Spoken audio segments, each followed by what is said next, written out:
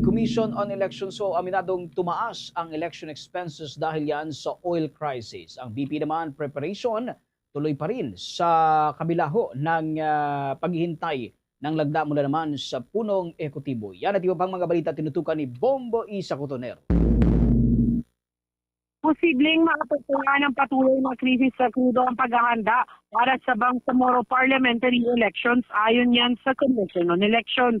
Ayon kay Commission on Elections Chairman George Sherwin Garcia, tumataas ang gasto sa preparasyon ng halalan dahil sa mahal na presyo ng langis, lalo na sa transportasyon ng mga election equipment tulad ng counting machines at mga baterya na dinadala sa iba't ibang lugar sa labas ng Metro Manila.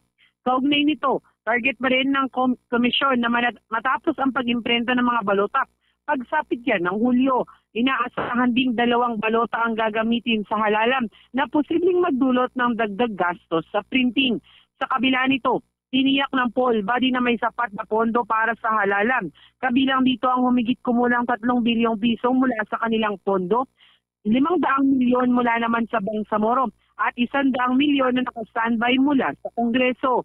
Kaugnay niyan, pakinggan natin ang tinig ni Commission on Elections, Chairman George Sherwin Garcia.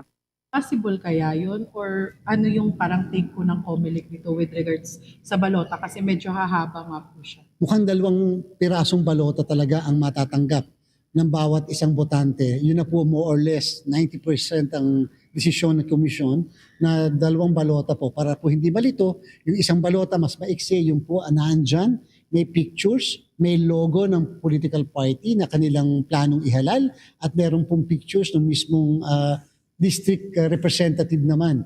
Fear talaga namin hindi yung paghaba hindi yung pagmahal ng balota, kung hindi yung pagmahal ng materyales ng balota o iba pang materyales na gagamitin sa halalan. Ganong medyo tumataas nga po yung presyo ng ating mga bilihin, lalo na pong tumataas yung presyo ng petrolyo. So kung yan po, bago dumating ang eleksyon natin sa September 14, kung yan man ang araw ng halalan, baka po kasi yung presyo, depende sa kung yan ay mataas, apektado po talaga yung printing cost.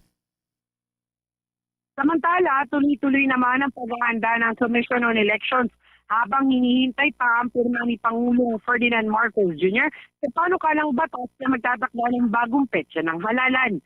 Target pa rin ang komisyon na may sagawang BARM parliamentary elections sa Setyembre 14, 2026.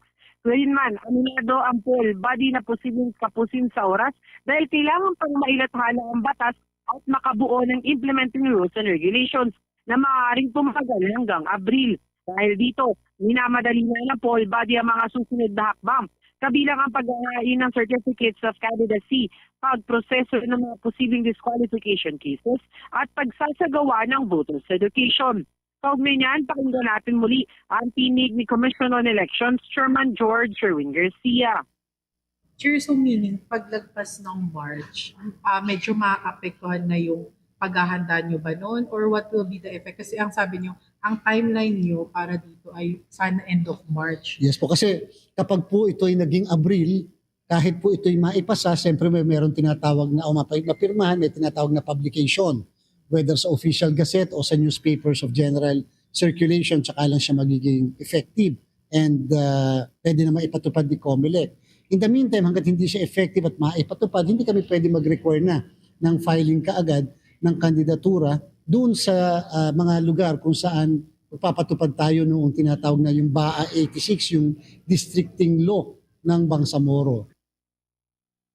Mula sa lungsod ng Maynila, ito si Bombo Isa Cotoner and this is Bombo Radio Philippines, the #1 and most trusted source of news and information, sa Radyo Bombo. For the most trusted source of news and information, visit our website at www.bomboradio.com. Follow us on Bombo Radio mobile app, Facebook, YouTube, TikTok, and X, formerly Twitter. Like, share, and stay connected. Anytime, anywhere.